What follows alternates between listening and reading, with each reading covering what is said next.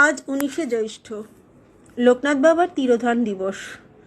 প্রতি বছরের মতো আমিও আমার বাড়িতে এবছরে লোকনাথ বাবার পুজো করেছি। আর এখানে লোকনাথ বাবাকে এখন সাজিয়ে নিয়েছি, সাধ্যমতো ভোগ নিবেদন করেছি, যতটুকু পেরেছি একা হাতে। শাশুড়ি মাও আমার অনেক সাহায্য করেছেন পুজোয়। ঠাকুরের জায়গাটা পুরোটাই উনি সাজিয়ে দিয়েছেন।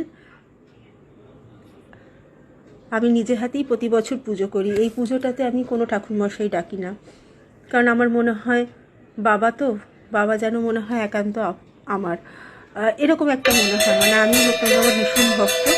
আর দ্বিতীয় কথা হচ্ছে, আমি ভীষণ ফল পাই। এই যে রনে বনে জলে জঙ্গলে যখনই যেখানে থাকবে তাকে স্মরণ করলে যে সাড়া পাওয়া যায়, সেটা আমি সত্যি সত্যিই ভীষণভাবে ফিল করেছি আর কি, ভীষণভাবে অনুভব করেছি। তো একটু পুজোটাও তোমরা দেখে নাও, তার সাথে ভিডিওটাও দেখে নাও। আজকে সারাদিন কোনো পোস্ট করতে পারিনি, পুজোর জন্য একটু ব্যস্ত ছিলাম। তো চলো, টাটা।